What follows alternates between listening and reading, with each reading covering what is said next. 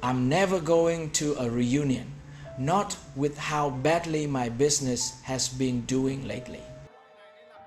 None of us were exactly winners 20 years ago either, so why should you be embarrassed now? When old friends see each other again, nobody's asking, how much did you make this month? That lie from Tom is the reason I changed my mind.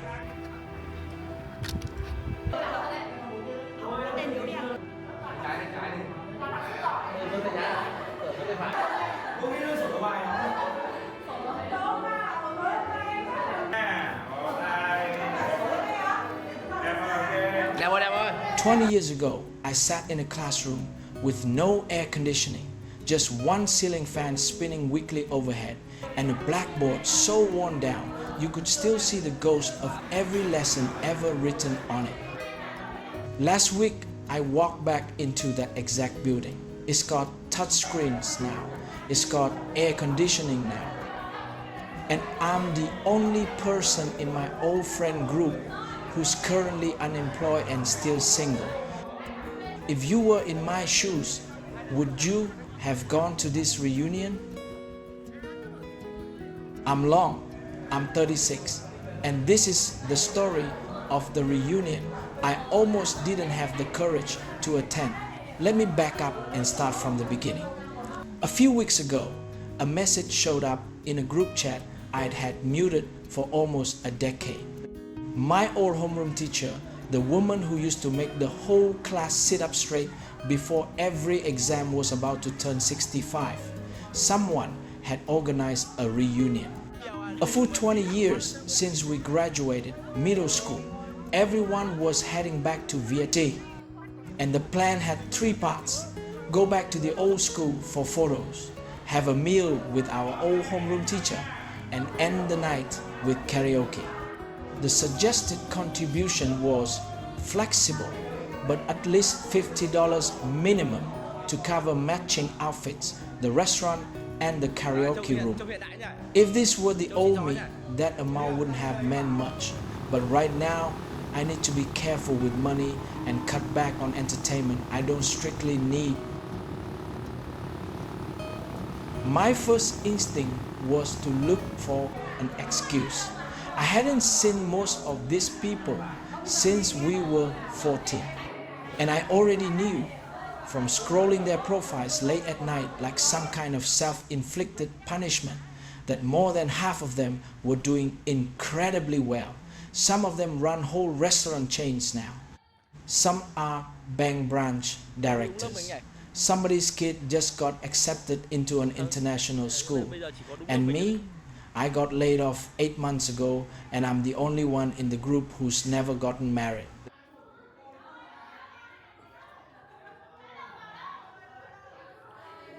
Watching successful old classmates chip in $500, even $1,000 toward the reunion fund only made me feel smaller and more ashamed of myself.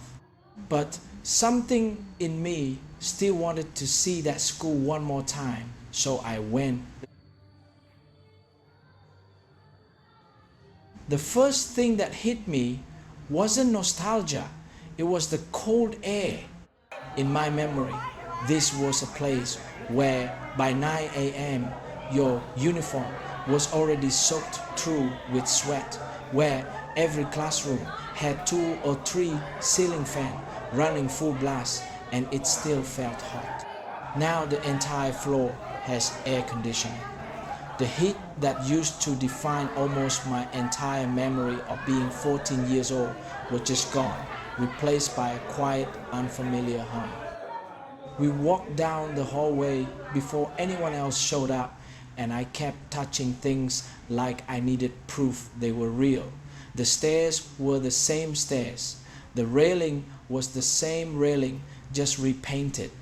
But the classrooms had been completely gutted and rebuilt on the inside.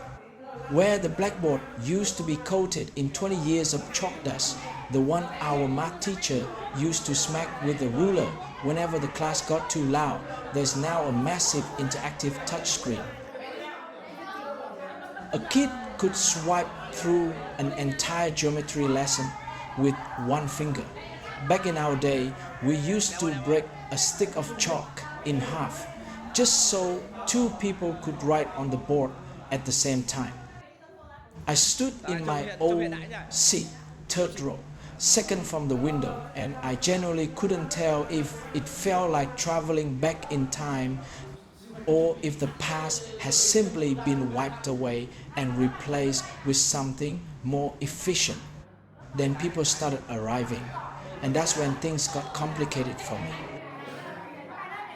You know that feeling when you haven't seen someone in 20 years and for about 3 seconds you see the 14-year-old version of them layered right on top of the adult standing in front of you?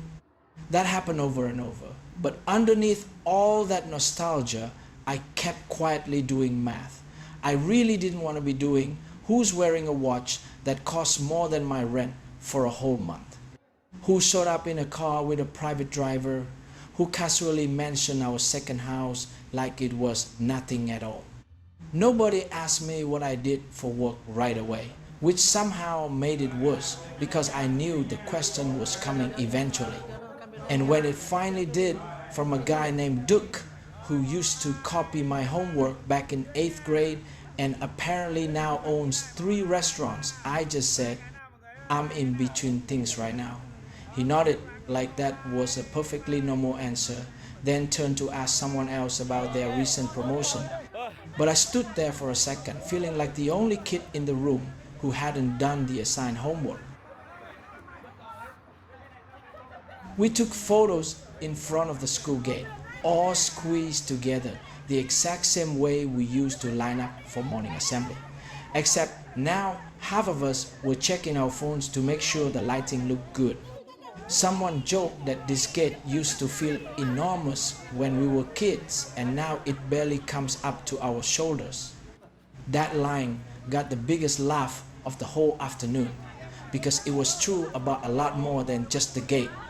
Everything about this place seemed to have shrunk, or maybe we'd simply grown into people who no longer fit the version of ourselves that used to walk through it every morning at 7.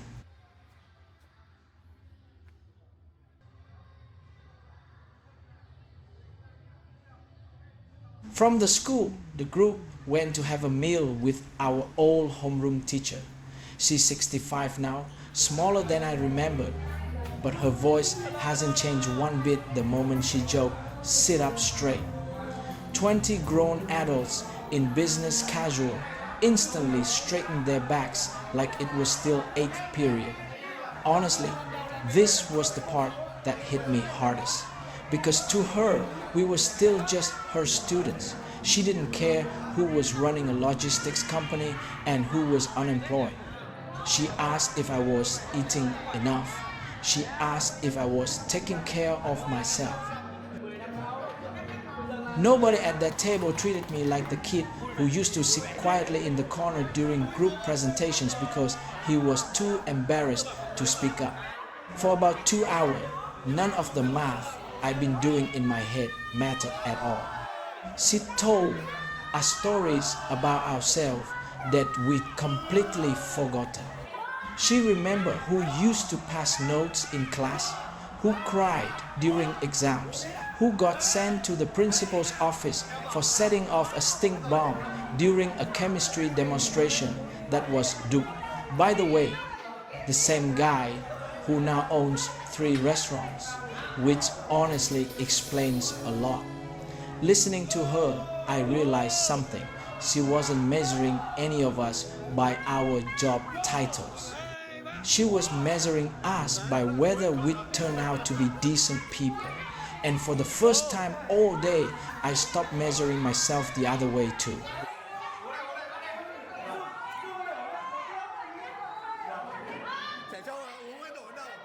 Then came karaoke. If you've never been to karaoke with a group of Vietnamese 30-somethings whose emotional maturity seemingly stopped in middle school, I honestly don't know how to describe the chaos to you properly. Someone booked a room with a disco ball that clearly hadn't been replaced since the year we graduated.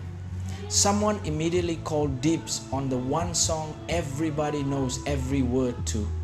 Within less than 20 minutes, everyone had melted into the music, beer bottles in hand. And somewhere in the middle of all that noise, something in me shifted. Nobody in that room cared what my bank account looked like. Nobody remembered me as the unemployed guy. Everyone was just fully locked into songs we hadn't sung together in years. For 3 hours, I wasn't a 36-year-old man quietly panicking about his saving account. I was just Long, the kid from the third row, second seat from the window, who couldn't dance back in 8th grade and still can now. On the way out that night, Duke caught up with me by the elevator. He didn't ask about my job again. He just said, "Hey, whenever you're free, come by the restaurant and we'll talk. No pressure." And I realized that all day, I'd been the only one keeping score. Everyone else had simply been happy to see each other again. Here's what I actually took away from all of it. The school changed.